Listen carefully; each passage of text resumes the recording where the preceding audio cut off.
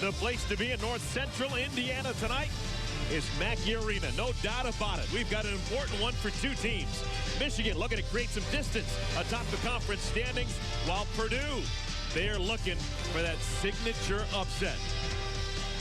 Super Wednesday, presented by Buffalo Wild Wings tonight. Second of two meetings on the season between these two schools. You got the Michigan Wolverines, currently in first place in the conference, taking on Matt Painter's Purdue Boilermakers. So glad you could join us on a Wednesday here in West Lafayette with Stephen Bardo. I'm Eric Collins.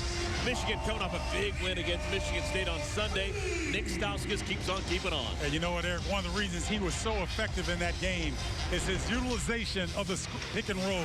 Watch this pick and roll action. Appling goes underneath the pick, so Stauskas sets his feet, elevates beautifully for a nice three-point shot. Now Michigan State tries to adjust. Gary Harris goes over the top of the screen. Nick Stauskas drags the two defenders. They don't respond quickly enough. He elevates for another three. He was fantastic in the second half. Get ready to tip it off. Before we do, here's tonight's Buffalo Wild Wings starting lineups. Talked so much about Nick Stauskas. Garrett Levert has been almost as good. Over the last 5 games, he is leading Michigan in scoring. And for Purdue, Tyrone Johnson back in the starting lineup. Did start over the weekend against Nebraska, but back in there today. There's John Beilein, now in his 7th season calling the shots in Ann Arbor with the Wolverines. He'll be matching wits with Purdue alum Matt Painter. Played his college ball under Gene Cady, and then succeeded him now in his 9th season at his alma mater. All right, let's do it. Tap is won by the homestanding Boilermakers wearing their home gray unis. Expect Purdue to try to get A.J. Hammons established early. It didn't work out so well. The turnover begins the game, and Michigan has the basketball for the first time. Stauskas, wild shot inside. He was expecting contact. It never came. He came up grabbing his right hand. 5 on 4 for a moment. Now equal strength. Ronnie Johnson able to squeeze it up and in. And an official timeout. There is concern about the right arm of Nick Stauskas. And I didn't see how he landed, but he might be, it might be a funny bone issue. Looks like he may have banged his elbow coming down, right? I think he did it before he fell. Yeah. But he's squeezing his hand back and forth like it's a funny bone issue. I think he ran into Kendall Stevens accidentally. So the first sub of the game, 40 seconds into this one. Zach Irvin checks into the game. And a wild pass, both sides with the turnover, a minute into the game. Yeah, that's a funny bone situation with the trainer trying to test your strength and squeeze hands like that. That's exactly what that is.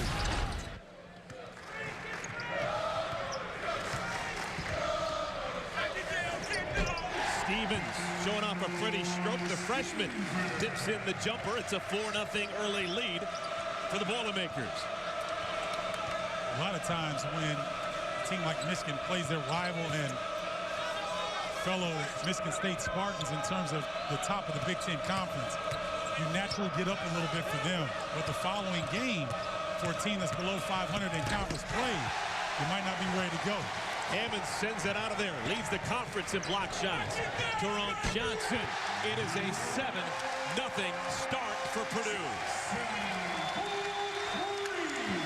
So let's not forget now, people are looking at Michigan being the favorite, Eric, to win the Big Ten regular season title, but they lost to Penn State down the stretch last year. So this is a team that, is young, youngest team in the Big Ten in terms of age across the board. And so we have to see if they are ready to play tonight. It's a tough challenge against a team in Purdue that has nothing to lose. Derek Walton Jr., that's a big shot for the freshman. 3-pointer to break the seal for the Wolverines. Well, it's a culture thing with Michigan. And they can plug guys in that are freshmen and sophomores, and they play like they've been here for years. Michigan has the basketball. Nick Stauskas will re-enter the game. Nick Stauskas, 17 points per game. To many, leader in the clubhouse for the Big Ten Player of the Year. Well, especially with what Michigan's been able to do without Mitch McGary all season. All conference season, I should say. And to find themselves in this position as front runner in Big Ten and the way that he's played in big games. I mean, his second half against Michigan State was one of the better halves of basketball I've seen in Big Ten this season. Another guy in strong consideration is a guy we're going to see right here on BTN later tonight. Teran Petaway, Nebraska Cornhuskers from Champaign taking on Illinois. Dumped down to the big man, 7-footer Hammonds. Going one-on-one against Morgan. And he travels. Second turnover for Purdue. Excuse me there, Eric. Jordan Morgan is a veteran defender in the Big Ten, and so he knows what Hammonds wants to do. He's going to try to get him off the block, make him very uncomfortable, and force him to his left hand as opposed to letting him shoot with his right. Bullet pass inside. Robinson is fouled. It's one of the things very underrated about Nick Stauskas. Actually leads the team in assists. At 3.5 a game, when you're shooting the ball at 45% from three and almost 50 from two-point territory, and you're able to set your teammates up at that clip, that's amazing efficiency from one player. Here's where he ranks 5th in the conference in scoring, way up there. And 3-point percentage shooting. As a contributor in every category you'd ever want. This guy loves the game of basketball and loves to be around his Wolverine teammates. Rayfeld Davis hands it off to Johnson. Stevens left alone. He's got a quick trigger. He'll shoot it coming out of the parking lot. I mean, he's got unlimited range. The maturation of his game is going to be putting it on the deck. Head fake, get the defender up, and get inside the three-point line. I should mention, we haven't watched a Purdue basketball game in 20 years, and you hear the name Glenn Robinson. That is indeed Glenn Robinson's son playing for Michigan. Big Dog so terrific during his tenure here for Boilermakers. Son deciding to play in Ann Arbor.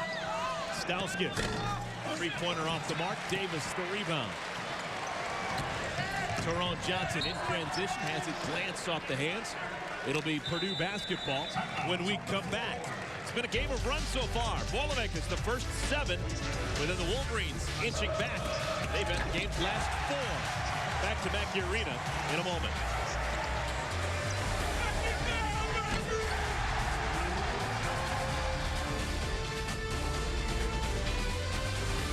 Super Wednesday basketball on BTN is presented by Buffalo Wild Wings, your destination for Big Ten games.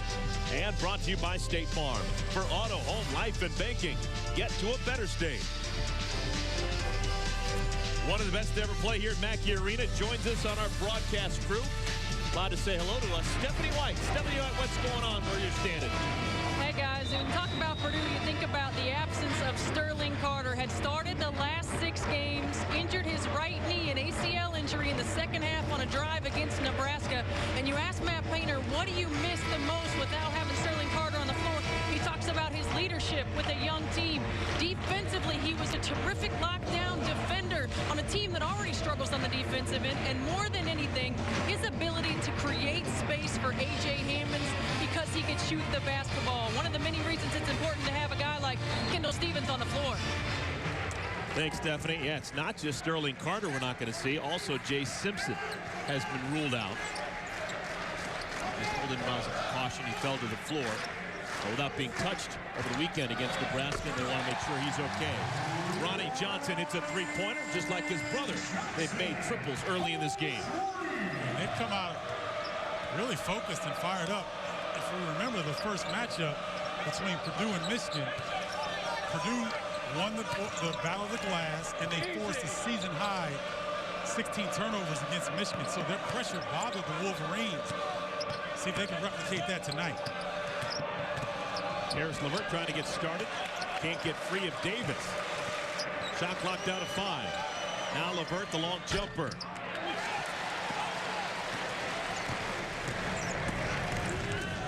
Davis coast to coast. Nobody stopped him. And we've got a whistle.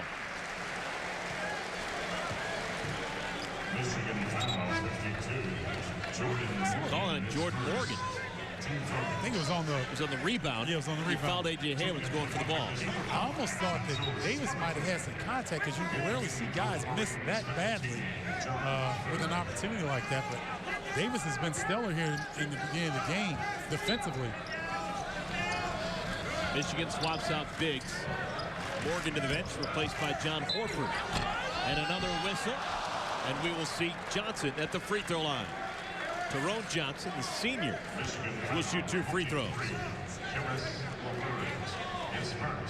Foul on Karis LeVert, number 1 on the sophomore. Purdue, like Michigan, they want to get paint touches. So whether that's dribble penetration, whether that's getting the ball to A.J. Hammond, Purdue is doing a much better job of that early on. Bryson Scott coming off a nice game, double-double against Nebraska. He replaces Ronnie Johnson. I like Bryson Scott. Very athletic, very strong player. Hasn't learned to use change of speeds yet. But when he does, he's going to be a dangerous point guard in this league for years to come. Scott, a freshman from Fort Wayne, trying to D up Walton.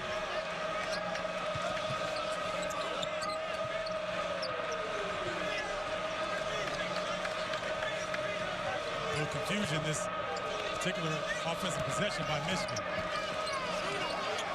Stauskas the jumper. And an offensive rebound just falls into the arms of Horford. Fresh shot clock for Michigan. Those really hurt you. You play 30 seconds of defense, good defense, and they get another opportunity. Another jumper is missed.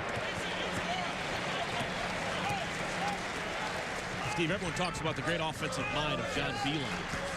Offensively, how much different is what he's doing with the Wolverines than other teams are doing around the conference?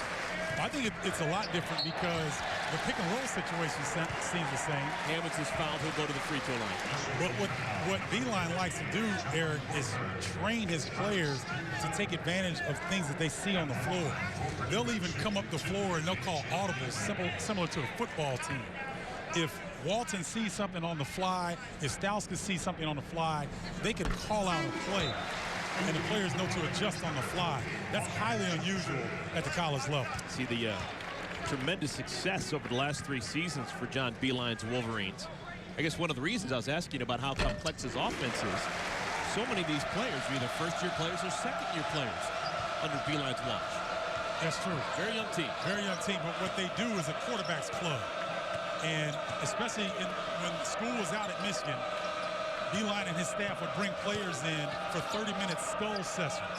They would sit down and watch video, ask guys, what do you do in this scenario? What about this scenario? And it really speeds the maturation process up of their players.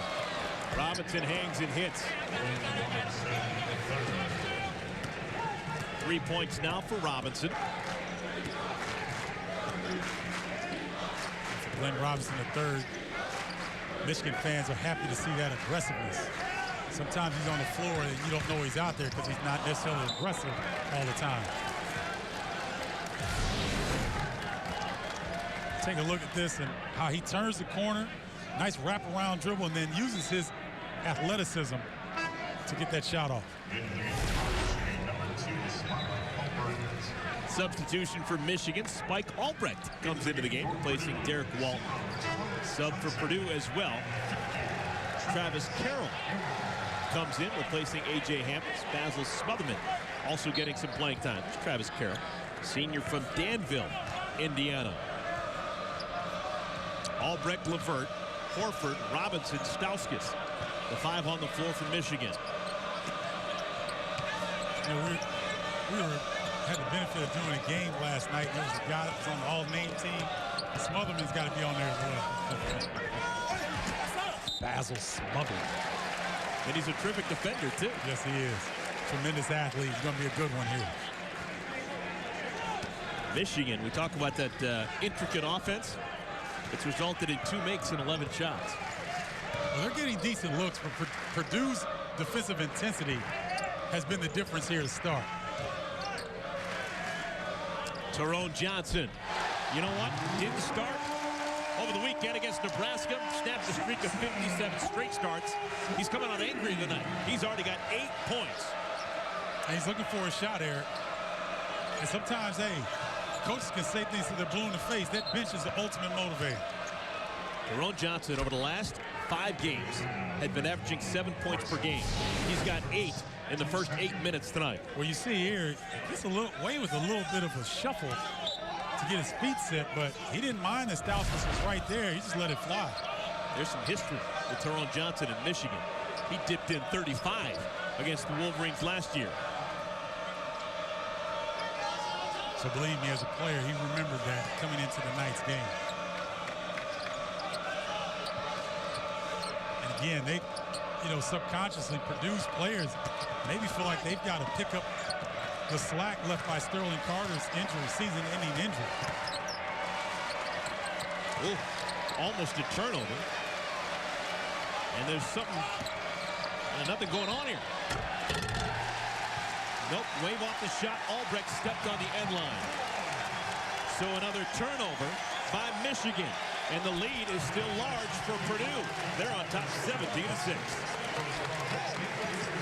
Glory days are back for Purdue. They've got a 17-6 lead over Michigan. 11:43 remaining in our first half. Let's take a look at tonight's Quicken Loans. Amazing performance, and it's all about great scores this conference has featured over the years. How about this game? 1970, tail end of January, Rudy Tomjanovich and Rick Mount putting on a show. Together, they had 89 points. The two teams together had 219 points. Now, remember, Rick Mount's 53 points is before a three-point line. So imagine that. The amount of shots that he put up and made, and just the high skill level of those two players, that's amazing. And see, we need to do that for the young bucks, because I got young bucks at home. And they think, oh, you guys are old, you can't play. Yeah, right. Show me somebody can hit 53 without a three-point line. I'll show you a player. Travis Carroll takes a shot, comes up empty. Ball's loose, and Carroll gets it back. Great hustle by the senior. Michigan trying to figure things out. Maybe dealing with a bit of a hangover after the big win on Sunday against Michigan State. They hit their first three-pointer. They missed 6 straight. Just 1 for 7 from behind the arc. I have a feeling this young man is about to take over for Michigan. Morgan misses, rebounded by Stevens. Karis LeVert, when Michigan has been in trouble in the Big Ten Conference slate, he's the one that steps up and is the agitator. He makes things go. Expect him to get a little bit more aggressive here offensively. Lonnie and Tyrone Johnson alongside Stevens, Smotherman, and Carroll, the 5 on the floor for Purdue. Tyrone, the turnaround, a little bit short. LeVert can't corral the rebound, but it was last touched by Purdue. And maybe the most energized we've heard this crowd tonight. It's been a little bit quiet for Mackey Arena for what I've grown accustomed to. That more than likely should have been Purdue basketball. Albrecht the pull-up. And Stauskas the long rebound. Irvin.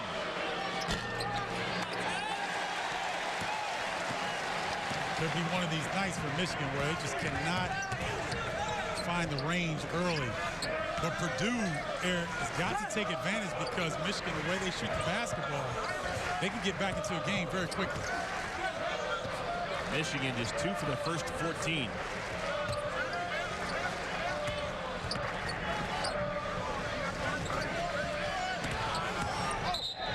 And Smotherman is fouled. Blocking foul called on Horford. Hockey returns with another great Frozen Friday doubleheader. First, you got the 13th ranked Michigan Wolverines hosting Ohio State. Then Penn State against the second-ranked team in the country, Minnesota. BTN's Frozen Friday, presented by Buffalo Wild Wings. Friday night on BTN and BTN to go. You see A.J. Hammond's come back in the game. Fans are appreciative of Travis Carroll's effort. Good move by Johnson, who's now in double figures. Tyrone Johnson's got 10. So that's the thing when you're in conference play this time of year, It doesn't matter who you play, Eric. You run into some of these seniors, it's their last time playing against Michigan, they're going to come with it. Circus shot falls for Stauskas. Great English on that reverse. Yeah, he's a shot creator for sure. Had to on that sequence.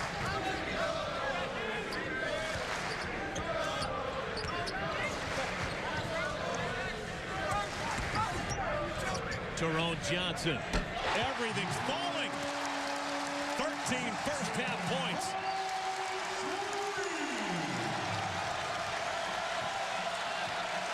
The old Mackey, the house would be coming down right now. They're just now getting into this game, but Purdue is playing their heart out here in the first half. Great defense, and Tyrone is getting the flunk going. Morgan blocked away by Hammonds. Thought he had an easy one. Look at Ronnie Johnson fly. Oh, score the goal.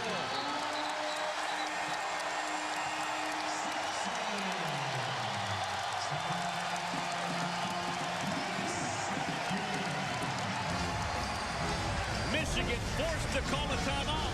They're reeling.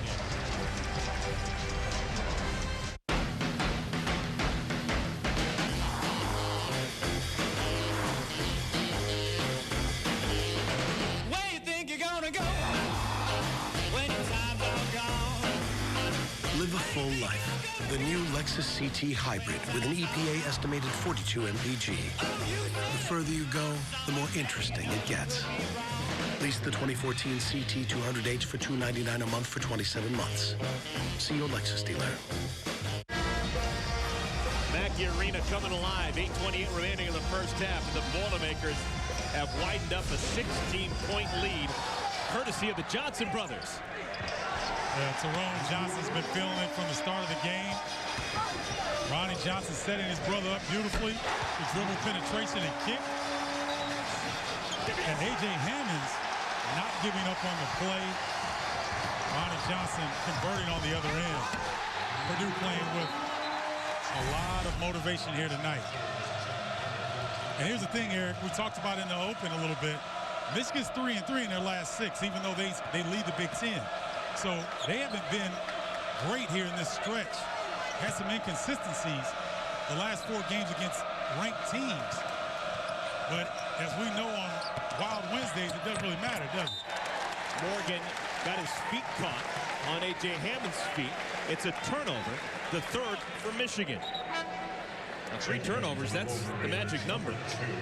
In 40 minutes against Michigan State over the weekend, John Beilein's team had 3 turnovers.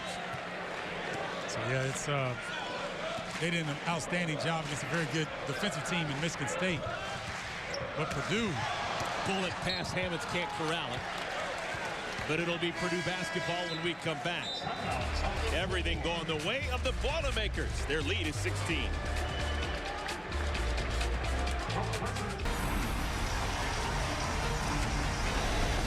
It's Purdue's year at the Big Ten tournament. The Boilermakers are the champions of the Big Ten 2009. Yeah, that's what it's all about. Big Ten tournament coming your way in just a couple of weeks. If the season ended today, and a lot of basketball still to be played, but if the season ended today, you got Purdue and Indiana with the lid lifter. They'll play the 8-9 game. You got Michigan, of course, getting a bye.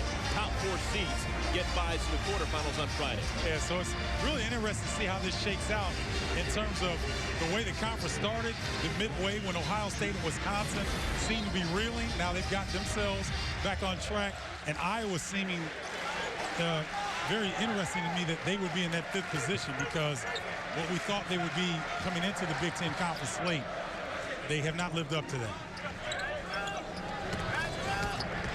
Boilermakers with the lead in the ball. It's been all Tyrone Johnson. It continues to be all Tyrone Johnson. 16 first half points. Somebody had a manhood check. And when he didn't get a chance to start and it broke that string that you referenced, Eric, that's a manhood check. And so Matt Painter knows what he's doing. He knows the pulse of his team. And it's paying off thus far. Levert gets 2 back for Michigan.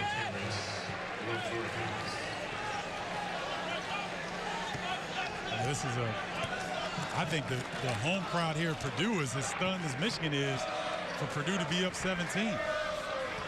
Even with that basket by Karis LeVert, this is a 20-6 run for the Boilermakers. Stevens with the miss. Offensive rebound by Davis. Ronnie Johnson doing like his brother, this time a little bit wild with that reverse. And Walton wants to run to Stauskas, who finishes and is fouled.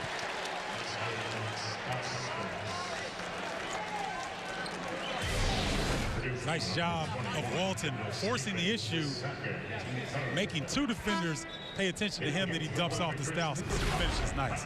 Stephanie White, what's been the situation with Michigan so far? Well, that's a perfect example of what John Beilein was telling his team. We get a third of our buckets from transition. We can't get out in transition if we don't get defensive stops. He wants them to lock in on the defensive end, be able to secure that board, get out, run in transition, and get some easy buckets. I was actually really surprised to find out that these are actually statistically the two worst teams defensively in the conference. Yes.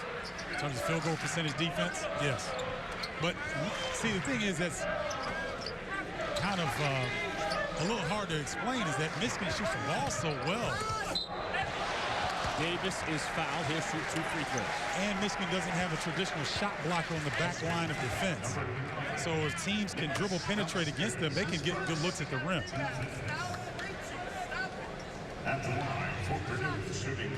You also have to remember that Michigan has the fewest fouls, I believe, in the Big Ten, and one of the leaders in the country in that regard. Bryson Scott back into the game, replacing Ronnie Johnson. Chance to put the Boilermakers up by 17. It is.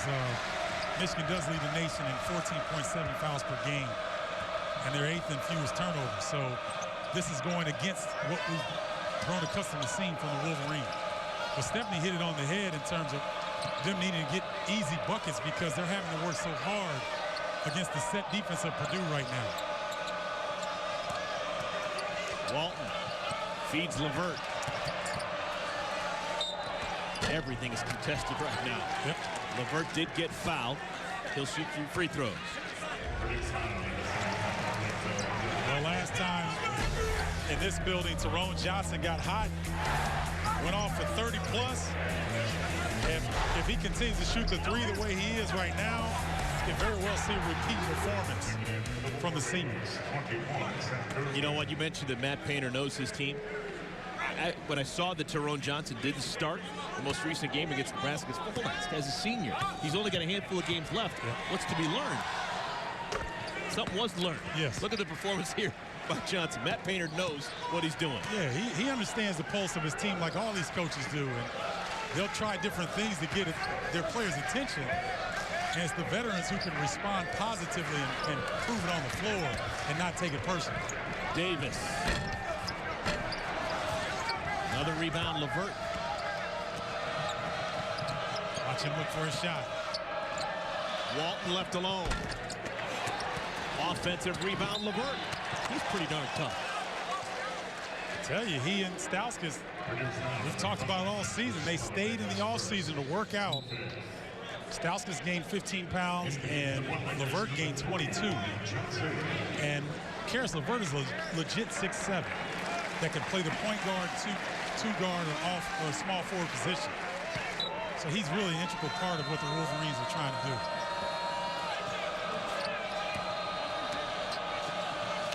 Stauskas, Walton, LeVert, Irvin, and Morgan on the floor for the Wolverines. Backdoor cut, Stauskas misses the layup. He thought he was fouled, no call. Numbers for Purdue. Now they'll set up some offense. Nick Stauskas is only a sophomore, but he knows you're on the road in the Big Ten. You're not getting that call. Tough shot by Hammonds. It's Michigan basketball. See, one of the things I would like to see from Nick Stauskas, dunk the ball. He gets up a lot higher than most people think. That situation, go and tear the rim down. Get nasty, yell, do something. Your team needs a spark in this situation. That's a great opportunity to do it.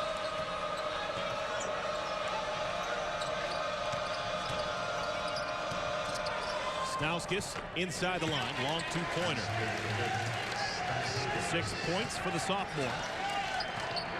And the lead is now 13 for Purdue. I was talking to Terry Mills, the ex-Wolverine great at national championship team, now the radio color analyst for the Wolverines, and he said Nick sometimes looks for the perfect shot. And so a lot of times the coaching staff wants him to shoot the ball even more than he does.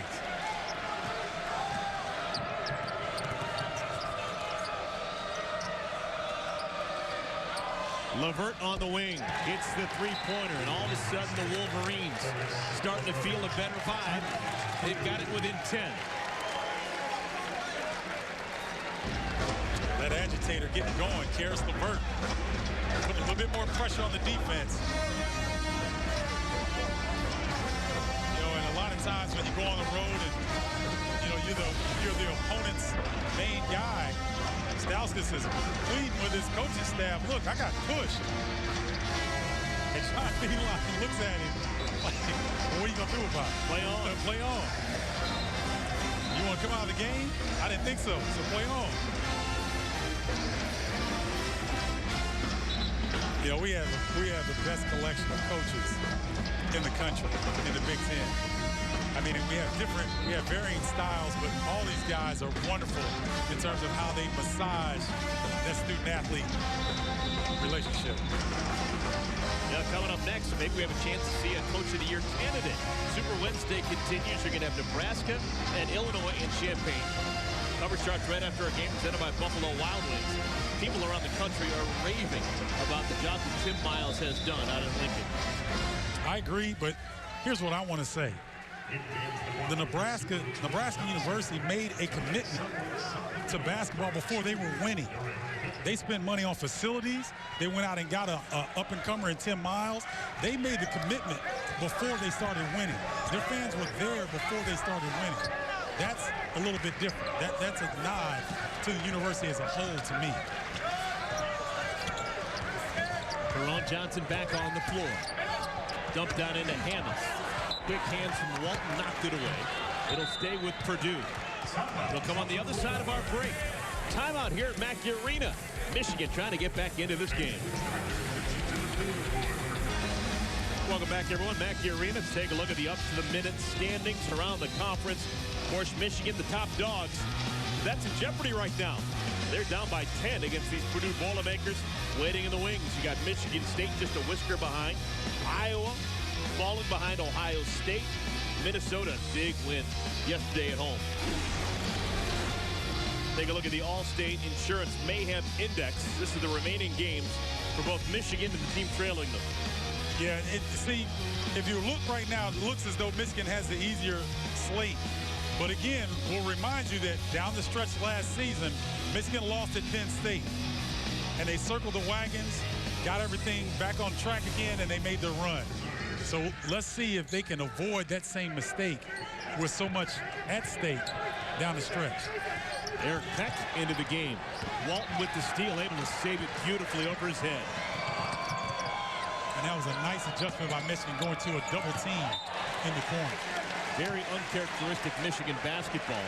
A turnover, the fourth of the half. Wow, John Beeline screaming at Karis LeVert to shoot the ball. Had an open look in the corner. Overpassing resulted in another turnover. Steve, we were talking that last time out about A.J. Hammonds not really being involved. Maybe he's involved now. First field goal for the 7-footer from Gary. Eric, the point you make is valid because I don't expect Purdue to go 5 of 10 in the second half from 3. I don't expect them to stay this hot. And so Purdue's going to need another presence. Someone on the interior, A.J. Hammonds, should be able to step up. Morgan is fouled. It could either be on Hammonds or Eric Peck. Call it on A.J. Hammonds. Just a reminder, State Farm halftime report is coming your way. 2 minutes and 50 seconds of game time. Dave Repson and Jim Jackson standing by. Got the A-team. Wait, we can talk about this one. They're going to have a lot to talk about as well. It's old school, isn't it? 18. All Jimmy needs is a Dookie gold chain, a mohawk, and growl like Mr. T. Mr. T's actually from Big Ten footprint. He's a Chicago guy. Is he? Oh, yeah. Okay. I know you would know. He went to the same high school as Ronnie Lester. How about that? Former Big Ten great point guard from the Iowa Hawkeyes. Oh, I remember Ronnie Lester. Now in the front office of the Los Angeles Lakers. USABA in Chicago. Up and under, look at that. Ronnie Johnson continues. Picking up where his brother left off. Tyrone's got 16, Ronnie's got 9. Combined, the Johnson & Johnson brothers have 5 more points than Michigan. Talk about strawberry letter number 9 then, huh? Goodness. And Stauskas is fouled. It's not been a happy game so far for Nick Stauskas. He's been bumped around, left the game less than a minute into it, landed on his funny bone. You know, I think he's the most scouted against player in the Big Ten meetings. They've thrown smaller guards at him. They've tried bigger guys. They've tried being physical with him. They tried to deny him the basketball because he's so valuable to this team and he's so efficient shooting the basketball. And we talked about his assist totals at 3.5 a game. So whenever he's got the ball, he's a danger to score, create. He's the reigning Big Ten Player of the Week. He's won that award 3 different times. That is the most of any player in the conference this year. Breakout season for the sophomore from Mississauga, Ontario. 2 minutes to play first half. Tyrone Johnson the lead for Peck. Still plenty of time on the shot clock.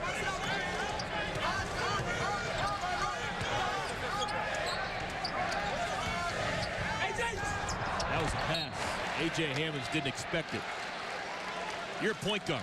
You played point guard 4 years in this league. Is that a good pass? No. No. When you go into your shooting motion, big men are taught to, when you go into that shooting motion, try to get offensive rebounding position. A.J. Hammonds did the right thing. Lonnie Johnson's got to let that one fly. He's been shooting well. Tonight he's 4-7 from the field, I believe, so he's shooting the ball very well. Again, Stauskas hits the deck, no call. Jordan Morgan picks him up, gets the rebound and the stick back. Jordan Morgan and John Horford have been excellent in the paint all season long for Michigan. Morgan got a hand in that passing lane.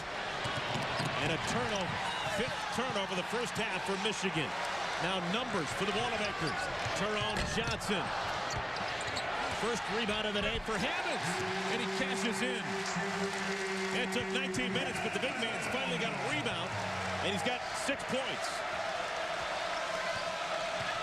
See, even though Tyrone Johnson didn't make that shot, Eric, you put it up on the glass and you let Hammonds go get it.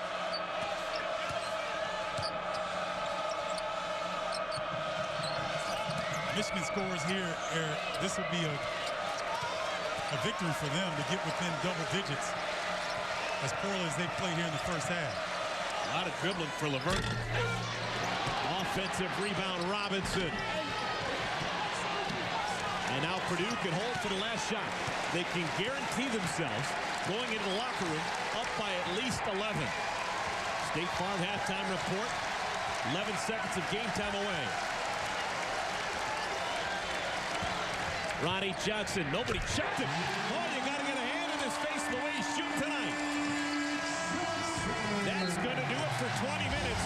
Arguably, the best 20 minutes played by Purdue all season long.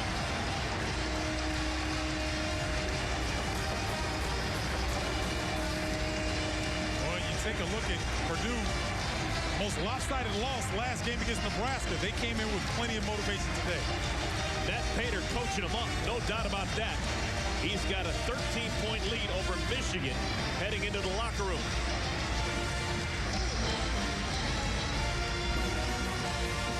All right, time now, the State Farm halftime report. Dave Rebson and Jim Jackson standing by.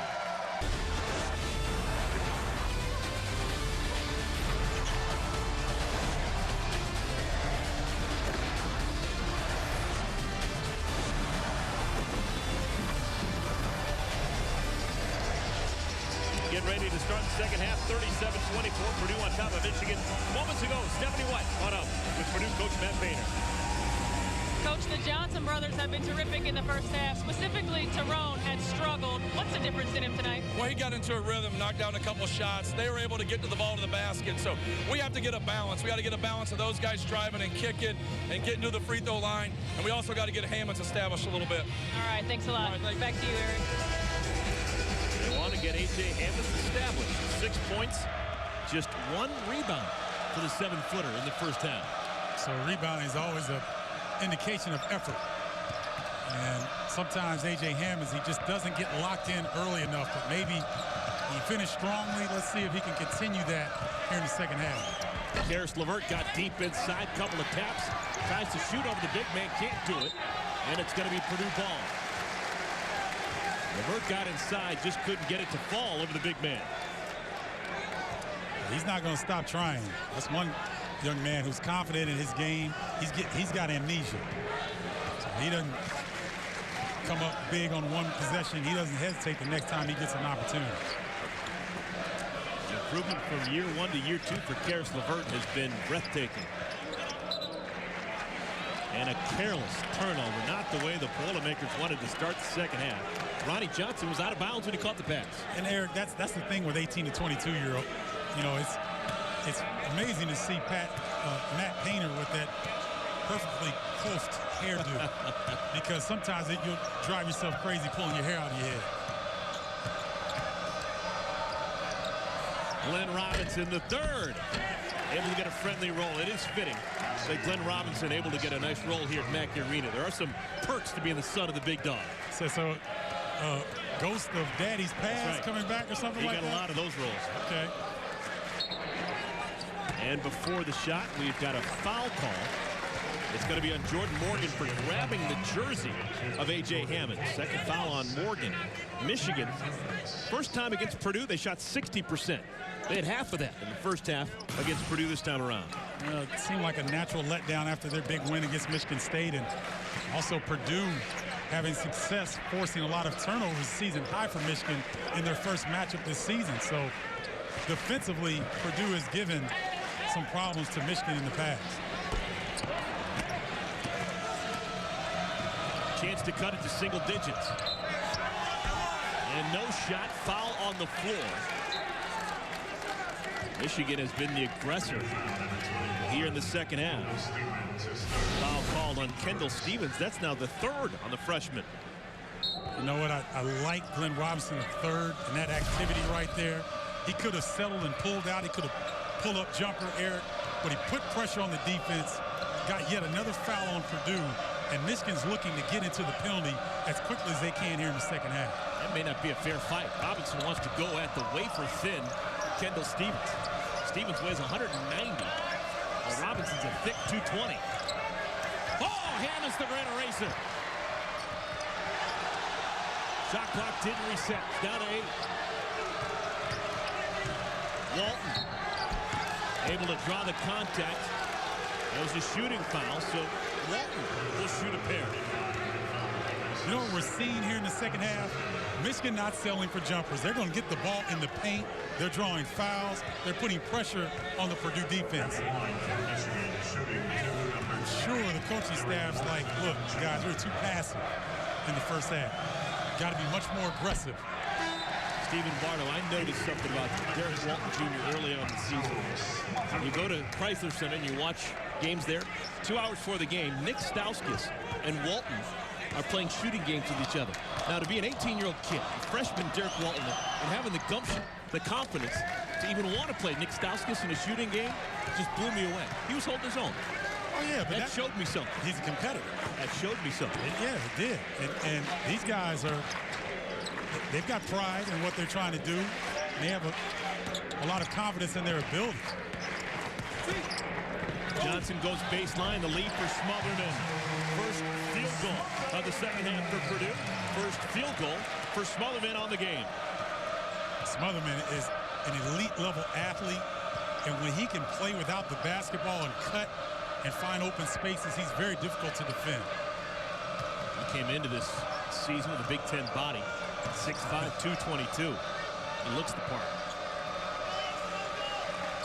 And one of the things Michigan has done well They've gotten on the offensive glass. They've got 9 offensive rebounds compared to Purdue's 3 thus far.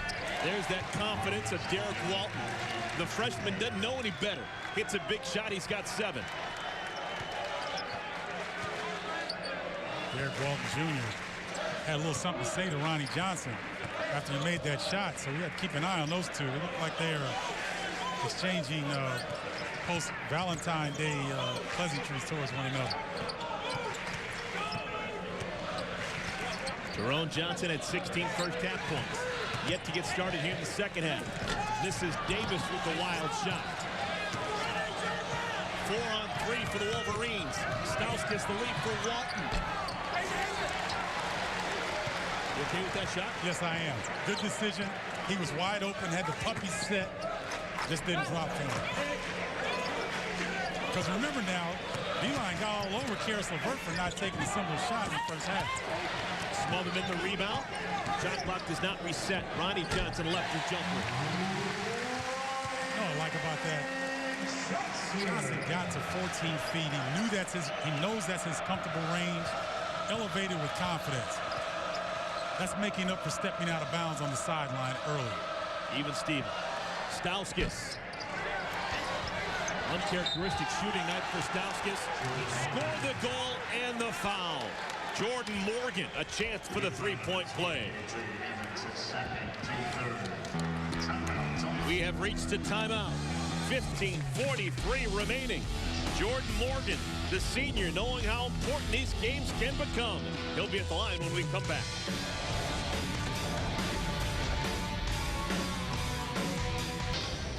Here's tonight's Staples. Make more happen. We take you back to the year of Glenn Robinson. 1994 National Player of the Year. That's not a misprint, folks. He averaged 30 points per game. Call him GI's finest from Gary, Indiana. Could do it all and had a killer mentality. Would score 40 if you let him. Next to us, some more Boilermaker royalty. Brian Cardinal. He was a pretty good player as well. He was a terrific player, but you know what? His father, Rod Cardinal, is one of the best men walking on the face of the earth. Long-time trainer at University of Illinois. He kept a lot of us out of trouble. There was a father figure for a lot of individuals. So Brian Cardinal comes from big-time stock. Jordan Morgan can't finish off the three-point play. It's rebounded by Jerome Johnson. Uncovered this little factoid. Glenn Robinson is the last Mr. Basketball from the state of Indiana that has played here at Purdue. Great entry feed, and Hammonds knows what to do when he's that close. He kept it high that time. Earlier in the first half, he caught a similar pass, brought it down to his waist, and got stripped. Nice fundamentals by the big fella. Spike Albrecht left alone. Got inside and got himself a layup. So miscommunication for Purdue defensively. It was miscommunication, but it was a better read by Spike. He saw where the defense was going. Tight curl off the big, wide open at the bucket.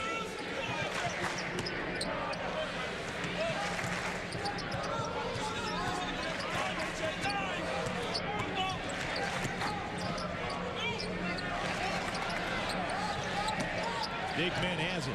Body is up against Morgan. Michigan ball. Nice job by Karis LeVert on the double team. Just built a wall. Albrecht top of the key. And another offensive rebound for Michigan. And then another turnover as Albrecht tries to save it, going in the backcourt. Jerome Johnson will go to the free throw line. Mike Albrecht, watch this read right here. He utilizes the screen, knowing that Ronnie Johnson is trailing, cuts hard down the paint. Excellent floor spacing by Michigan, results in an open layup. That's a key play. We have to mark that 14-minute mark. That might get Michigan going offensively. Well, this is the final frontier for Jerome Johnson. Making free throws at home. One of the most unique splits I've ever seen watching college basketball. He is a 70% free throw shooter on the road. At home, he's in the 40s. I just have a hard time wrapping my brain around that. He does too, and that's the problem. He's thinking too much, and he's not staying within his routine. You have a certain routine, home or away, that you do when you shoot free throws. Do the same thing every time and step up with confidence, because he's shot thousands of them. Now he's perfect today. Hasn't missed a free throw. He's got 18 points. He's 4 for 4 at the free throw line. Somewhere Stephanie White smiling at that accuracy. Not too many free throws that she missed here at Mackey Arena. Not too many shots she missed at Mackey Arena, period. Zach Irvin into the game. So is John Horford. Stauskas over to Albrecht. Shot clock is down to 10. Oh, man, great alley-oop. A couple of sophomores have been playing together a while. Albrecht finds Robinson. Tell you what, man, Albrecht has been a breath of fresh air off the bench from Michigan. He's not only been aggressive, but he's setting his teammates up where Walton and Karis LeVert seem to be struggling early. Wolverines down by 9. Trailer on the break is Stauskas. Doesn't settle for the 3. Instead got inside and utilizes the window. Dude, that was so pretty. We do not see that in college basketball. The use of the glass and the way he did it.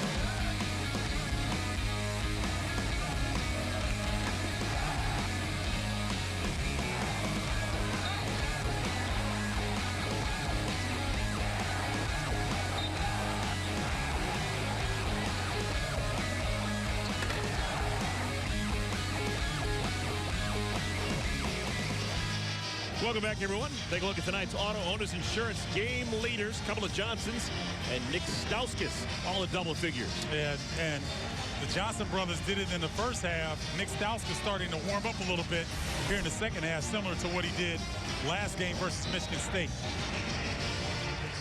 Jerome Johnson was a force in the first half, 16 points. He's got 18. His high so far this season is 20. Right on the cusp. Travis Carroll into the game. So is Bryson Scott. This is Scout. Over to Carroll. Now back over to Scott. Shot clock at 10. Scott, the three-pointer is short, but Carroll the rebound. Now, this is a team on the floor for Purdue that may struggle to score. Zach Irvin, the reigning Indiana Mr. Basketball, hits the three-pointer, and Matt Painter's team's in trouble. Right now, Ronnie Johnson, the only one on the floor that can really score the basketball. Smotherman's not known for his outside shooting. Neither is Scott. Davis is more of a slasher. Davis blocked away. Wolverines down by 4. They've got the ball. What an excellent job of Michigan keeping their poise and composure after that slow start. Slowly taking the lead and cutting it little by little, but very methodical. Robinson the miss.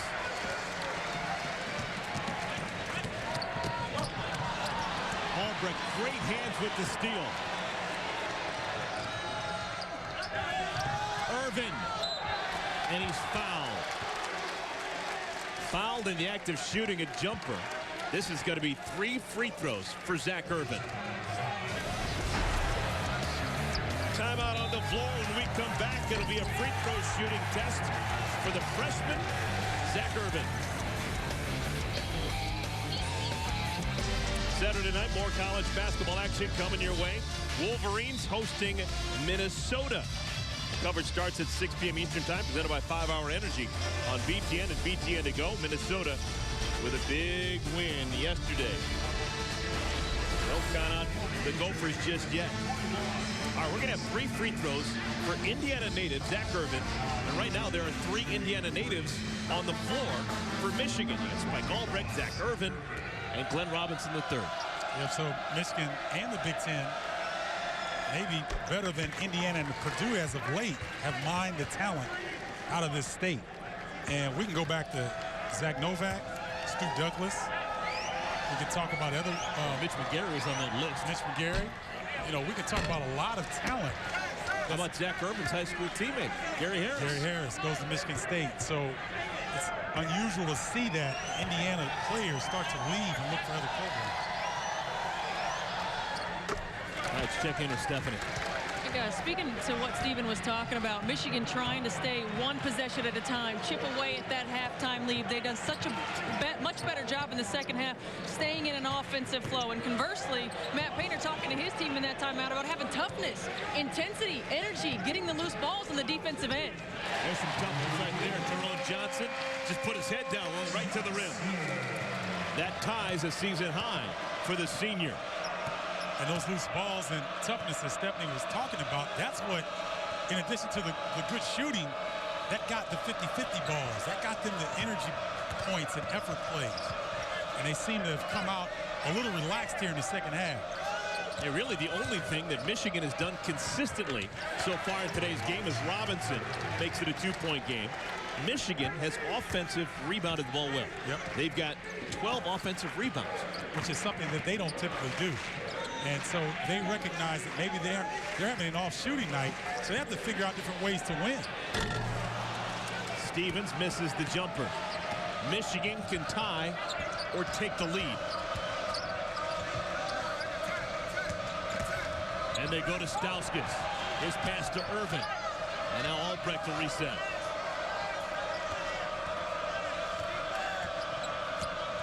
See if we can see if Nick Stauskas can get in the pick and roll situation. There it is. Long 2-pointer. Stauskas hit the deck.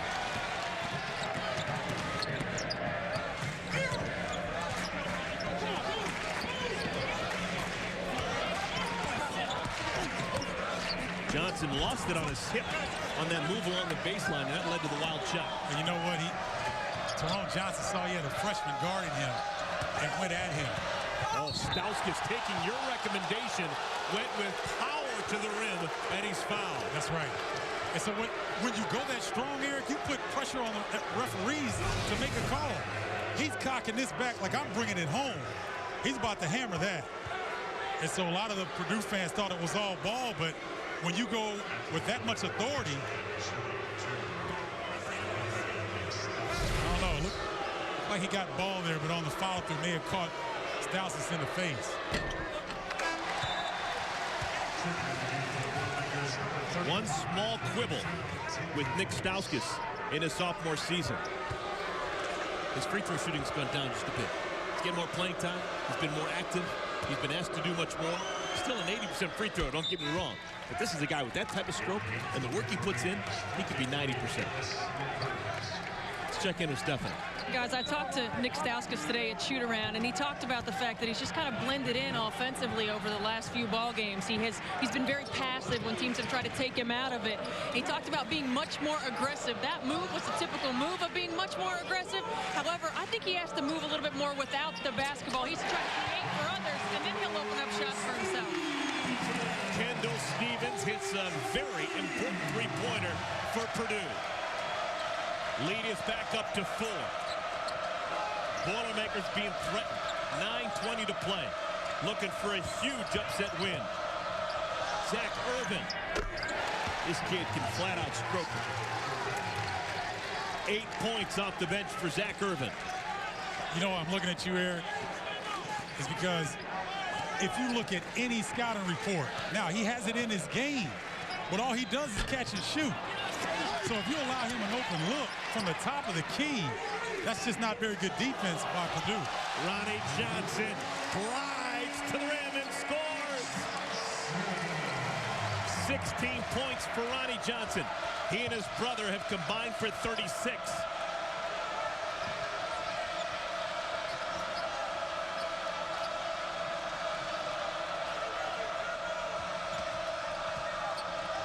Irvin.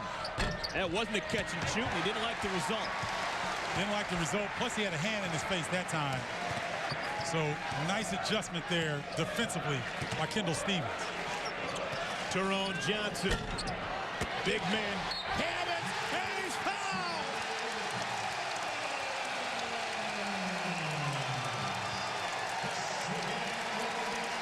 When he's chewing gum and smiling, he is a force. You got that right, Eric. Finally showed a little bit of emotion here. Working hard, kept it high, and finished strong. That's what you want to see out of A.J. Hammonds. Going after the basketball, taking the hit, finishing. That's what Purdue fans have been waiting to see for quite a while. Third foul on John Horford. Chance to widen the lead. And Hammonds does it. It is now a 6-point lead for the locals. And Hammonds hearing it for the fans here at Mackey.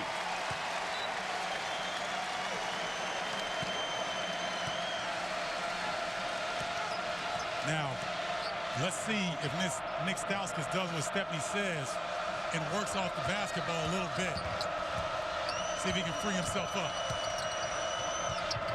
Karis LeVert hit it. Three-pointer for the sophomore. Michigan's not going away. They want to stay in first place all by themselves. Well, it's a talented team. They didn't get 11-3 in conference play by not knowing their personnel.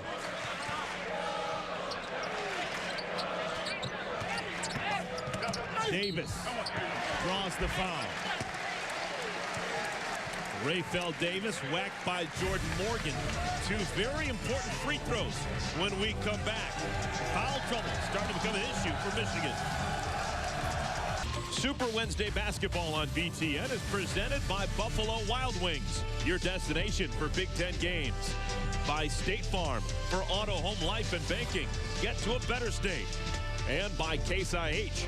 Visit caseih.com/agronomic design. Pretty nifty poster handed out here at Mackey Arena of recent vintage Chris Kramer, Juwan Johnson, Etwan Moore, Robbie Hummel. There have indeed been legends that have played here at Mackey Arena. Here's our Motors Insurance drive to the hoop. Ronnie Johnson, a left-handed player, showing off a pretty right hand. And stutter step, started left, crossed over Albrecht, got to the rim, and that was a big bucket for Purdue because Michigan starting to cut into that lead, getting a little bit more confident. Rayfeld Davis shoots a pair. It's the first, he'll have another. Davis 73% as Purdue still perfect at the line. Well, sometimes the worst loss of the season can serve a lot of different things for you. We heard Rayfeld Davis after the game questioning whether his team plays hard all the time or not. Stauskas trying to draw the foul, doesn't do it. It'll stay with Michigan.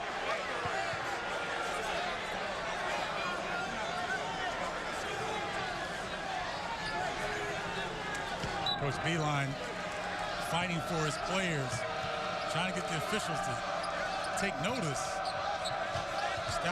Stauskas getting bumped.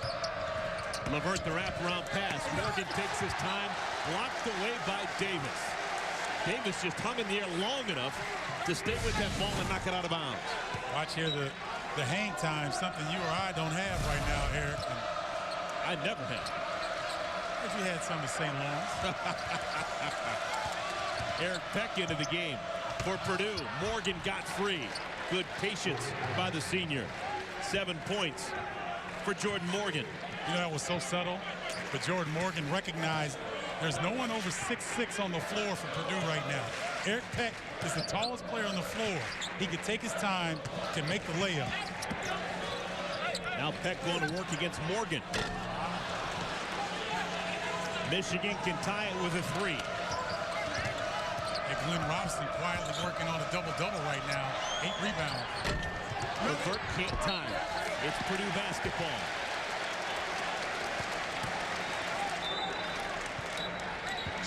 A.J. Hammonds back into the game, replacing Peck. Kendall Stevens, who made a big 3 in the second half, back into the game. He replaces Basil Smotherman. Now they see if they can establish A.J. Hammonds.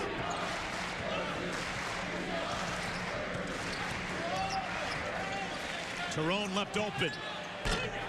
That was falling in the first half. Hammonds the offensive rebound. I think they should get it right back to Tyrone. Run that same play, give him another opportunity. Lefty jumper, Ronnie can't hit it. Another offensive rebound. Tyrone Johnson lead back up to 5. I like the Boilermakers' passion tonight. didn't wilt when Michigan cut to that lead. They're making plays down the stretch that we haven't seen in the last 9-game stretch. Quick shot, long two for Robinson. It is not going to be easy to put away these Wolverines. Matt Painter knows it. A nice flash over there to Big Dog Senior. Toughest thing to do is sit there and watch a kid play without emotion. And now the Boilermakers get it every roll. And they're just beating Michigan at the offensive glass when Michigan had the upper hand early in this half. Walton is bumped. Hammonds threw it into the first row, literally. And it'll be 2 free throws for Derek Walton Jr. High screen and roll. Designed for Derek to turn the corner and try to make something happen.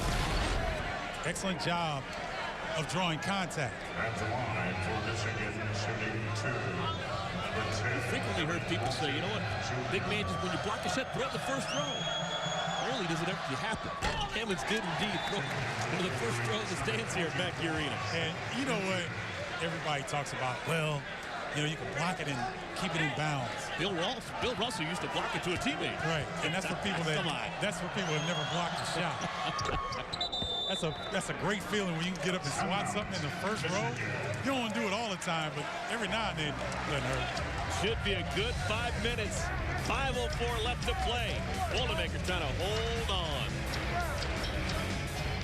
Welcome back to everyone. Coming up later tonight, right after our game, we'll have Nebraska and Illinois. Tim Miles has his Cornhuskers playing wonderful basketball. Tail end of the season. Super Wednesday continuing with a game out in Champaign presented by Buffalo Wild Wings. Duran Petaway, Rayvonte Rice, 2 transfers. Weren't even in the conference last year. Who do you give player of the year in the conference to right now? Do you give it to Petaway? Do you give it to Stauskas? Or Marble out in Iowa? I got to go Petaway for what he's been able to accomplish with the team that started out slowly in conference play. I got to give it to Petaway right now. Stevens missed the jumper. It was poked out of bounds by Johnson. Fans here thought it was off of Michigan.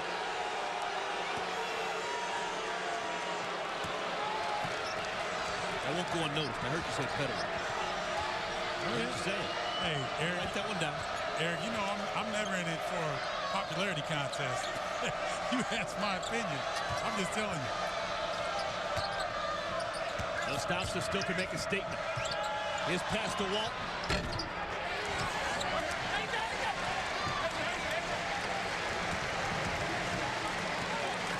Boilermakers trying to expand their lead. At one point, they're up by 19 in the first half. So right now, if you're Purdue, where do you go with the basketball? Tyrone Johnson.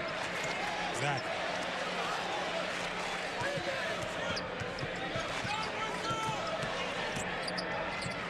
Skip pass to Stevens. Now Johnson's got it, and they clear out for him. 5 on the shot clock. Nowhere to go. They have to bail out. Davis almost hit it from 25 feet. 3:45 left to play. Well, good help by A.J. Hammonds on that pick and roll.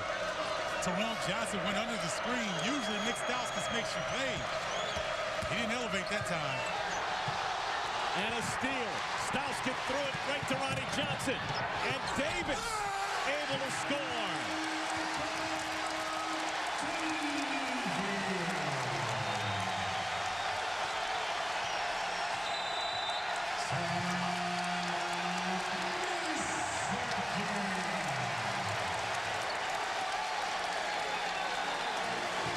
John Beeline is giving the officials the business.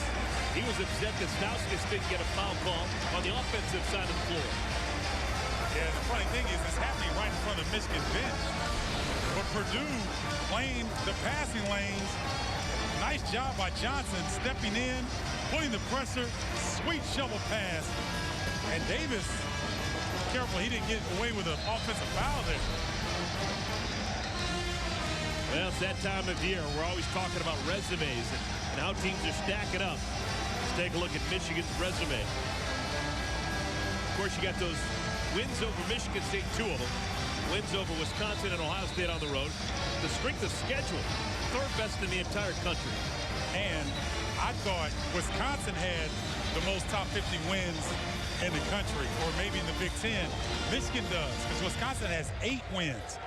Michigan has 9, so that's a stellar resume. Coach Beeline still letting them have it. Now the final line in that resume is they want to add Big Ten champs. Yes, they do. They've got the fewest losses in the conference. They've only got 3 conference losses. That's just a whisker ahead of Michigan State. But they're in trouble right now. Michigan, they haven't won an outright conference title since '86. And we've got a foul on Rayfeld Davis, trying to stay in front of Karis LeVert. Timeout on the floor. 3:06 remaining. Boilermakers trying to hang on. Dave, thank you so much. Yeah, looking forward to the nightcap tonight. It's going to be a fun one. Still have 3:06 remaining. Purdue on top of Michigan by 6 as we take a look at the Motel 6 sixth man. Zach Irvin comes in and he doesn't do a lot of things for this team besides nail jumpers from long range, and does it as well as anyone coming off the bench in the Big Ten. But you know what we're going to see from Nick Irvin, just like we saw from Stauskas. People thought that Stauskas just started doing this year. He had that in his game to be able to penetrate. Zach Irvin has the same thing. He can put it on the floor. He can get to the rim. He's an elite defender. You're going to see his game mature next season, similar to the way that we just have seen Nick Stauskas come out. And Karis LeVert, for that matter. And Karis LeVert, exactly. LeVert hits the first free throw. He'll have another. Chance to cut it 2. A 4-point game, and he does. Now, something to keep an eye on. We always talk about how Michigan doesn't foul a lot. Wolverines have only committed 4 fouls. So should they continue to trail and they need to foul and try and get the ball back late, Stevens can't get the roll. That's the second time it's been all but down. And Davis rips it away. Yep. That's the plays that Stephanie reported that Matt Painter talked about at halftime. Being aggressive. Getting those 50-50 balls. 50-50 balls haven't been 50-50 when Rayfeld Davis has been in the mix. That's true. It's been 80-20. He's been hungry. Oh, and a steal. Great play in the passing lane. LeVert may have traveled. That's a weird little jump step, but he scores, and it's down to just 2, the lead for the Boilermakers. So you're talking about a 2-point game. Michigan has shot 39% from the field, has turned the ball over 7 times, and yet they're in contention here on the road. Tells you a lot about the character of this team and why they're in the lead in the Big Ten right now. Boilers need a bucket. 2 minutes to play. And Johnson lost it. And a foul in the backcourt on Hammonds. That means we'll go the other way and shoot free throws. A 1-and-1 for Glenn Robinson the third. And A.J. Hammonds with that foul is now done. Unbelievable turn of sequence for Purdue. Nice job there by Karis LeVert. I don't know. Looked a little shaky there. And then, see, here's the problem when you're trying to go one-on-one against a defense that's looking at you. There's really nowhere to go. That's a tough foul on A.J. Hammonds. He's trying to stop 280 pounds. He just couldn't do it. And he ran over Robinson, and now he's done for the day. But what did Robinson do? He knew Hammonds is coming up the floor. He stops and waits for him to run up his back. So that's a heady play by Robinson III. We don't necessarily like it because we don't like European soccer infiltrating college basketball, which is my theory, with all the flopping and faking. But you still have to give credit to Robinson III for a heads-up play, getting the big fella out. Let's take a look, guys. I maintain at first blush that Karis LeVert traveled. 1, 2, nope. It's not travel. You got 1.5 going to the rim. It was good enough for Matt Painter. It's good enough for me. It didn't look like Matt Painter thought he traveled. I think Matt Painter was more concerned with the turnover that led to the layup. All right, now the son of one of the all-time great Boilermakers can tie up this game for Michigan.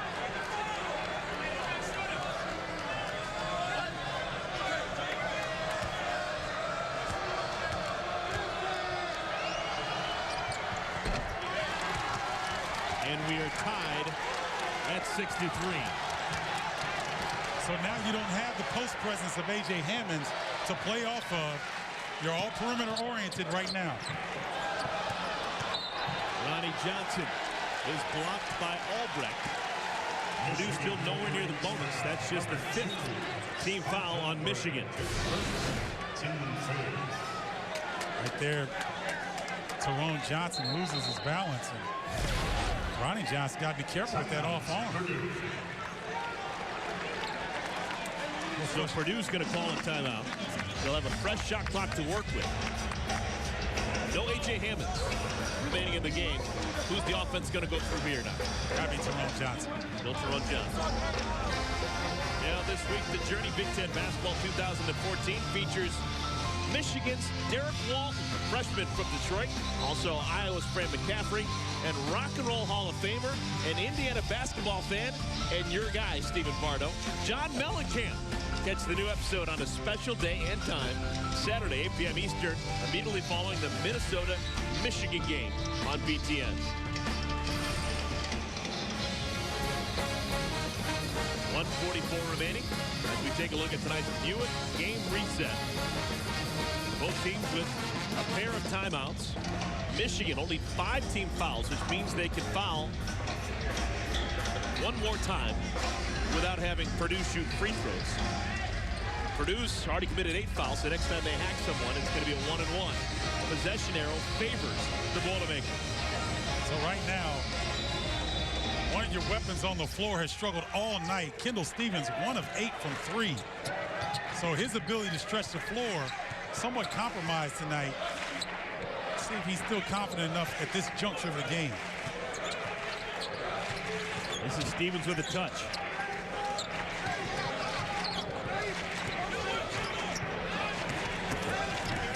Ronnie Johnson takes his time inside and misses. It is Purdue basketball. Shot clock does not reset.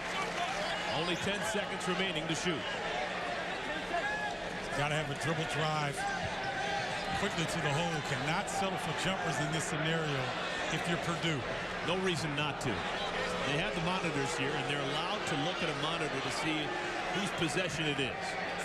I think that's what the explanation is. Mike Kitts having a conversation with John Beilein. Well, if that's the case, go to the review and then tell the coaches later what you're trying to do. Got a ball game to play. Looks like it's out on Glenn Robinson III.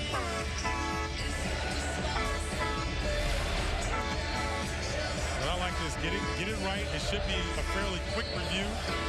We get back to play. Purdue basketball with 10 seconds left on the shot clock. Now, if I'm Matt Painter, I'm trying to run something for, that's Glenn Robinson III. Out on him. I think that's Purdue basketball. Well, if you're in this scenario here, I think you try to get some dribble penetration. If Spike Albrecht is still in the basketball game, guarding Ronnie Johnson, I think that's where you have the best matchup for Purdue. This is exactly what the officials are looking at. Yeah, the original call was it was off Glenn Robinson, and I just don't see that there's anything that's going to lead the officials to change the call.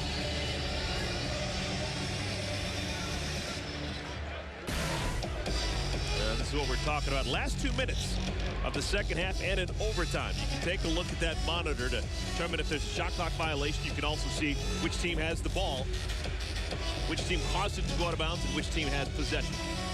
And that's exactly the bottom one that you just saw on your screen. That's what's applicable here. It is indeed going to be Michigan on defense. Purdue still has the ball. 10 seconds remaining on the shot clock.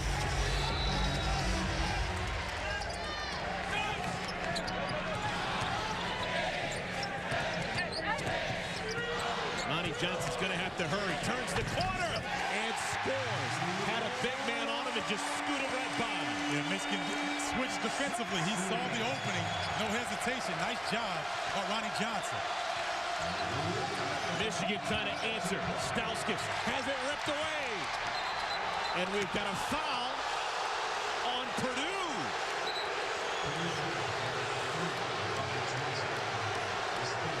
Tyrone Johnson keep his composure. He just got warned by the officials. I know he's upset about the call, but you're in great position for a big-time upset. You don't want to turn the tide right here. And I think that's a tough call. It's a tough break for Purdue right there. 1-1 for Stauskas. He'll have another to tie this game at 65. Loose ball, both players going for it. Yeah, that's a tough break for Purdue.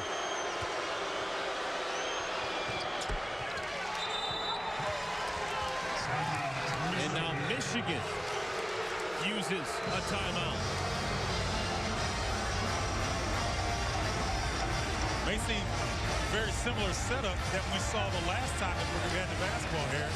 They may try to run some motion, take a little bit of time off the possession. Don't be surprised to see end up a high screen and roll with Ronnie Johnson going to his left. Well, this is Super Wednesday. Need I say more? All season long on Super Wednesday, yes, we've seen Super Wednesdays. Yes, we have. And just because in our next game, Nebraska, they be the hottest team in the Big Ten. The way Super Wednesdays go, we see the unexpected, just like we're seeing tonight. I don't think anybody would expect this game to be tied with 55 seconds left, with Purdue coming into the game, having lost Sterling Carter for the year with an injury, and having lost 7 of their last 9 games against the leader of the Big Ten Conference in Michigan. This is what Super Wednesdays and Big Ten basketball have been all about this season.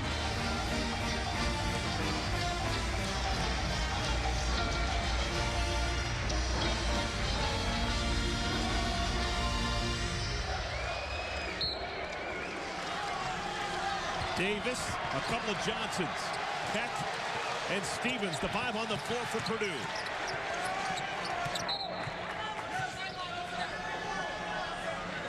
And a timeout called by Purdue. Interesting, Matt Painter was trying to look for a quick hitter if they could get it. It wasn't available, so he called timeout to reset. You don't see that a lot in college basketball, but I like that. Trying to get a quick hitter, and you might, even though tie score, you might get 2 for 1. Is that a thought process?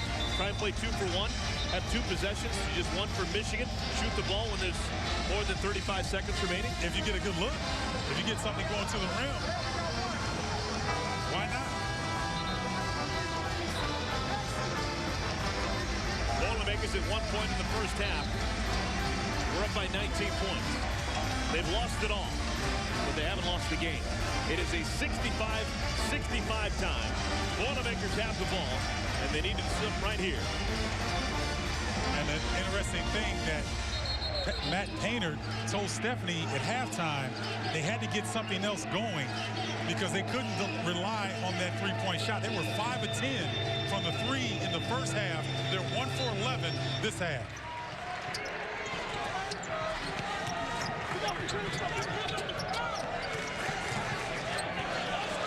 Tried to originally bring Kendall Stevens off a down screen. It wasn't there. Now the high screen and roll.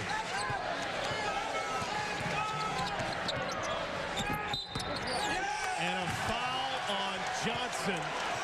He got in too far, and they call him for being out of control. So it's scored as a turnover. And Michigan's going to have to chance to hold for the last shot. Let's take a look at got off his feet.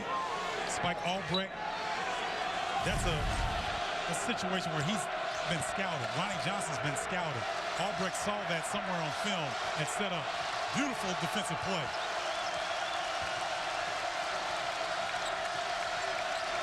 I don't care if the man's been struggling all night. You bring Nick Stauskas to the ball, let him create.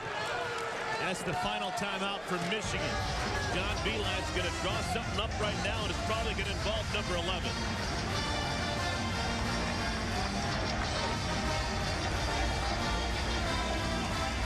You know, Eric, every team in a power conference has 3 or 4 games where you're not shooting right, something goes wrong, somebody gets injured, somebody gets in foul trouble. We've seen Michigan withstand sub 35% shooting in the first half We've seen them give up offensive rebounds for a stretch to Purdue. We've seen Stauskas struggle, and yet they have a chance to win this game in regulation. Yeah, they want to stay in first all by themselves. Now, they had the tiebreak over Michigan State, so they got a little bit of wiggle room, beating the Spartans twice. But if they lose tonight, Michigan falls to 11-4, same record as Michigan State, and they've got to really play out the final 3 games in the conference season. That's right, and there's no gimmies this year. I don't care anybody's remaining schedule. There are no gimmies left as a result of this game right here. So Michigan, we'll see if this young team can stay focused, if they can get out of here with a victory and stay focused down the stretch. Michigan has not won the Big Ten regular season outright since 1986. This goes to show you how competitive this conference is. It's a juggernaut. It'll be Stauskas, Albrecht, Levert, Robinson, and Morgan, the 5 on the floor. Michigan does not have a timeout to work with.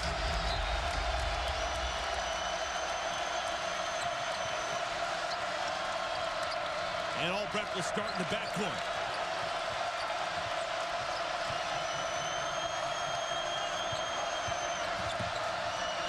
Stauskas has it. Stauskas going to have to heave.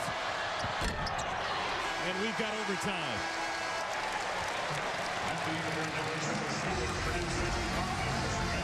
Tough look for Michigan. But you know what? They said, we're either going to win this or we're going to overtime. So that's a good job of executing. Even though they didn't get the shot they want, they didn't get it to fall, they're going to overtime, Eric, and that's a win for them compared to how they've been playing for the first 40 minutes. And you got to remember, Matt Painter knows that he's got to play 5 minutes without his best big man. A.J. Hammonds has already fouled out. So the Boilermakers playing a man down during the extra frame. Glenn Robinson III wanted that ball. He was open for a split second, but Nick Stauskas was not giving that opportunity up. We have played 40 minutes of basketball. Michigan has never led for 1 second of this game, yet we have overtime. They have played from behind or played tied the entire 40 minutes. And again, people forget how young this Michigan team is. They've got guys that they were part of the national runner-up run that they had last year. So they have some confidence, but they're still sophomores that they're depending on. Fans here at Mackey Arena are desperate for a home win against a ranked team. It's been a while. Just off bottom of your screen, last 7 times Boilermakers have played a ranked team here at home. They've lost. So that also points to maybe Purdue's youth, because Purdue is a young ball club as well. And you know, in these scenarios, as the time's winding down in these tight games against ranked teams, you have to have great decision making, and you have to have guys that can make plays.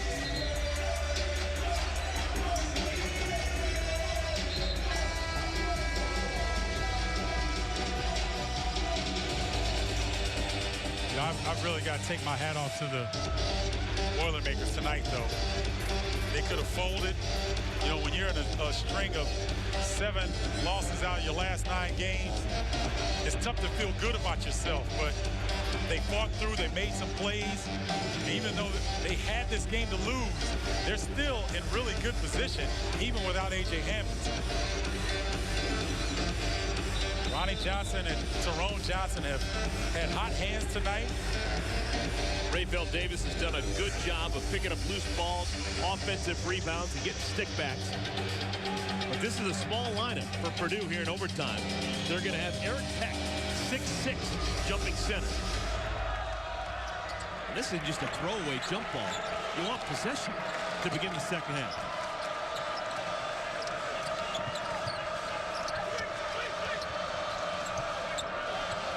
Albrecht.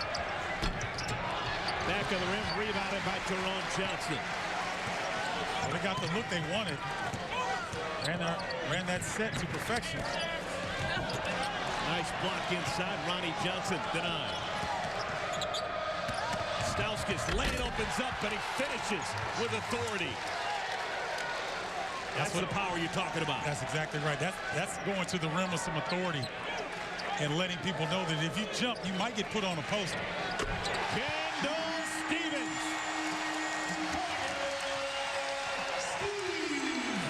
And we're talking about Glenn Robinson III. Kendall Stevens' daddy was a beast.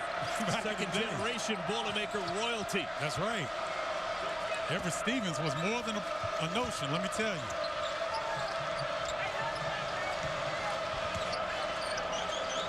Wolverines down a point. Shot clock down to 10.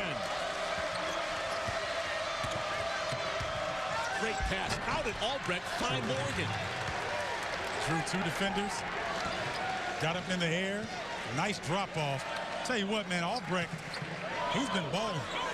Walton and Irvin, they have been struggling a little bit. Coach has been very comfortable with Spike on the floor. Tyrone Johnson. And it'll stay with Purdue. Again, it's the fight and the will of Rayfeld Davis keeping the ball with the Boilermakers. And you remember we talked about that comment Rayfeld Davis made about we're not playing hard. We're not playing hard as a team. Well, he's setting the example here tonight. He's walking the walk. Davis, another offensive rebound.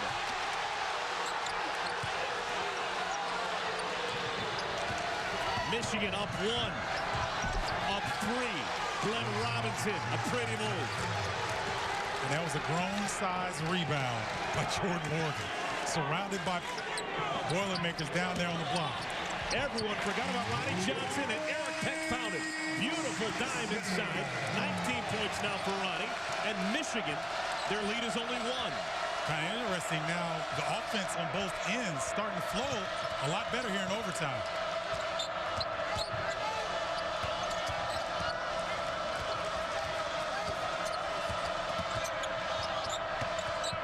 Albrecht, wraparound pass again. Oh, whenever he wants, Albrecht gets inside and feeds Morgan.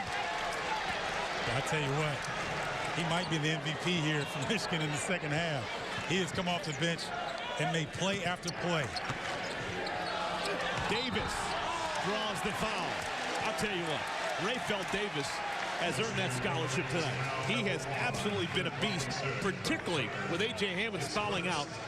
And Purdue needs some form of size. It's been Davis at 6'5", really been a presence inside. He has been a presence, and you know, one of the guys that understands he's not a jump shooting player. They don't run a lot of plays for him. This is more effort based, and he has given them that this evening. Chance to make it a 1-point game.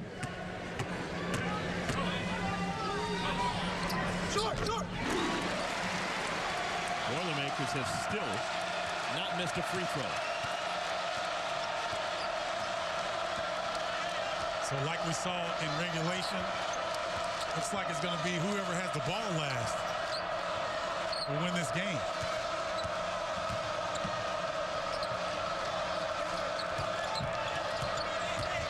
Stauskas to Albrecht.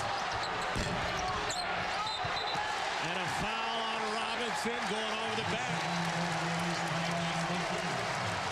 We've reached the bonus, so we'll come the other way and shoot free throws. You see Glenn Robinson III stating his case, but anytime you go over the back on a rebound, that's pretty obvious. I think we talked about Michigan committing the fewest fouls in the nation. So I think when they do get fouls called against them, it's a little surprising. 14 for 14 at the free throw line. Now the Boilermakers.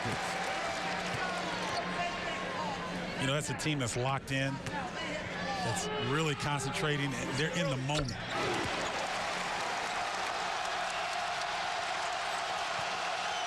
Now here's what the old Mackey Arena used to sound like.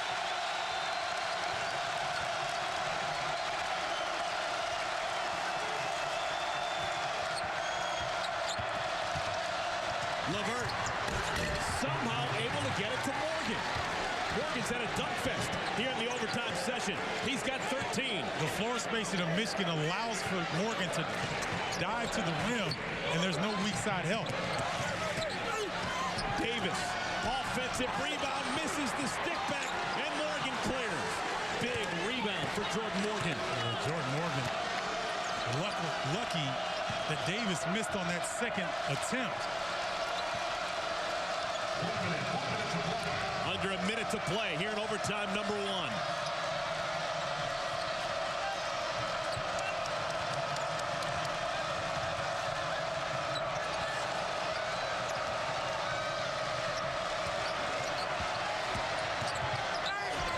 Stauskas can't finish.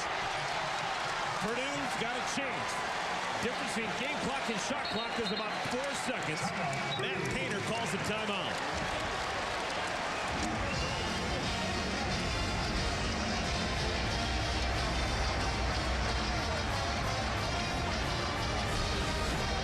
Well, watch LeVert turn the corner. Look at the spacing. The floor is overloaded on the right side. There's nobody on the weak side to help. And then Davis got a little bump there on the second attempt by Jordan Morgan. That's life in the paint in the Big Ten. So down by a point. Purdue, they can take it down really close to the end of the game and fire it up then. Or do you not want to wait that long? What's your thought process if you're Matt Painter drawing something up for Purdue right now? Well, you want to run something where you can have a couple options to look for. Either a dribble drive penetration. If the defense collapses, you've got guys spaced where you can kick for a shot. So you want 2 options on this play. But I don't think you want to wait. I think you want to get the best shot available and then trust your defense. I know some guys, you know, if you've got let's say if it was Gene Katie on the sideline and you had Big Dog as one of the best players to ever play in this program, you'd wait. You let the shot clock run down.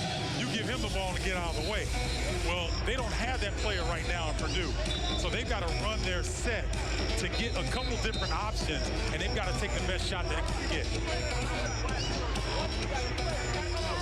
Now, conversely, if Michigan gets the ball, they do have a player that they can give it to and say, get out of the way, and he can create in Nick Stauskas.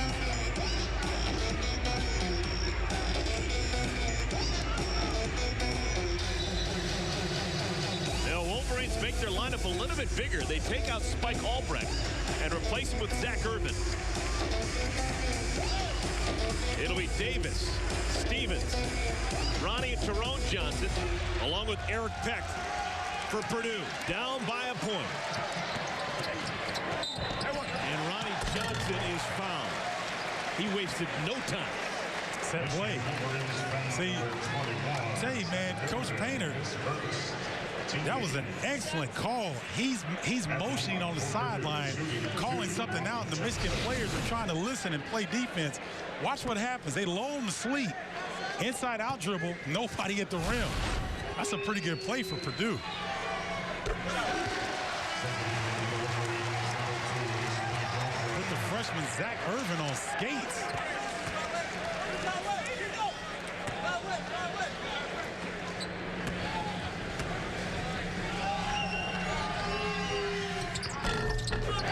Boilermakers are back on top.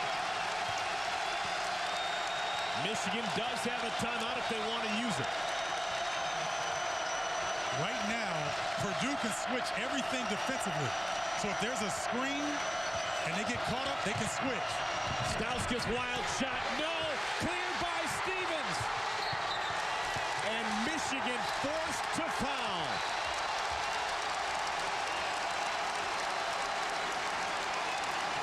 Kendall Stevens almost traveled with that basketball. He thought the game was over. And the referee almost called it. He made the motion and then pulled back right at the last second. I think Kendall Stevens thought the game was over when he got that rebound. Let's take a look. Stauskas gets going down stream, almost gets it. Now watch Kendall Stevens. Barely put it down before he picked up that pivot foot.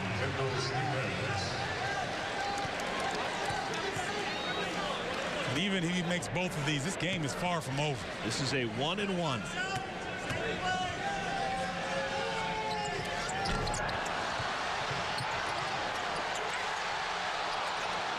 Michigan has a timeout. They're not going to use it.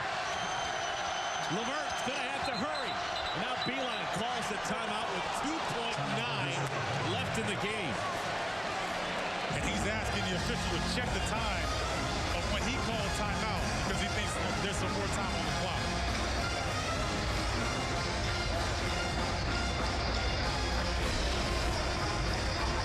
Let's take a look.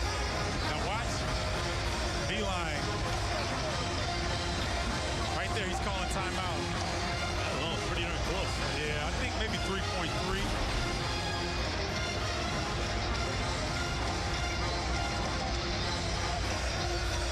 You know, you go back to Kendall Stevens. He's such a good shooter.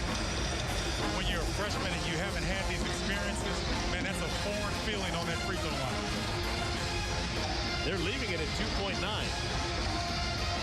okay. Well, John Beeline has just been informed that he will not get any extra time. Michigan, they need to be wary. They have no more timeouts remaining.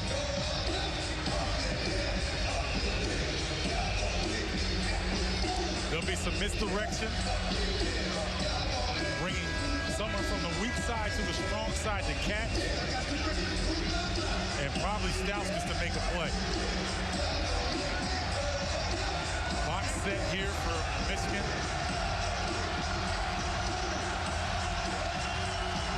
And Matt Painter calls timeout to get a look at what the setup is for Michigan.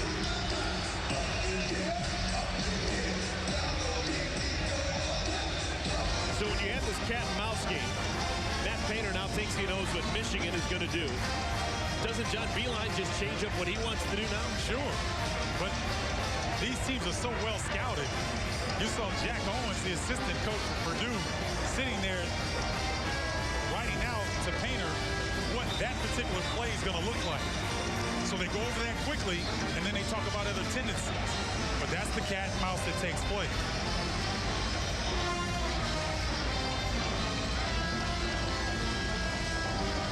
So we may even see the same setup by Beeline, but a totally different call. Now coming up next, we've got Nebraska and Illinois on Super Wednesday. Wednesdays have been super for the last 2 months around the conference. Another doozy. Purdue at one point up by 19. They let it all slip away. Now trying to win in overtime. Trying to hold on. Up by a point. 2.9 left in the game.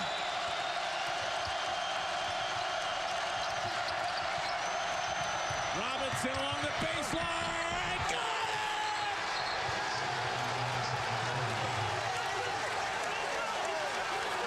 Michigan has won!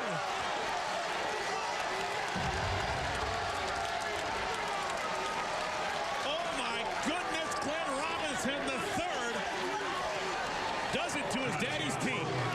No need to review that. That was money. What a play by Michigan.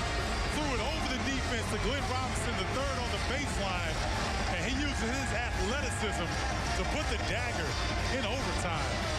What a game. All that'll just tear your guts out if you're a Boilermaker fan.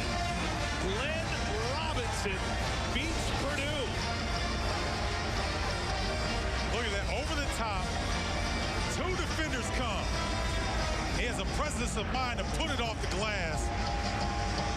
Wonderful execution by the Michigan Wolverines, and there was no question that that was good. Using Stauskas as a decoy. I thought Ronnie Johnson did a good job to come over and try to help. But that's just better offense by Glenn Robinson III. So Michigan stays in first place all by themselves. They come back from trailing by 19 points in the first half, and they steal one away from the Purdue Boilermakers here at Mackey Arena. Sure hope you enjoyed it as much as we did. For my partners, Stephen Bardo and Stephanie White, I'm Eric Collins saying so long, everybody, from West Lafayette.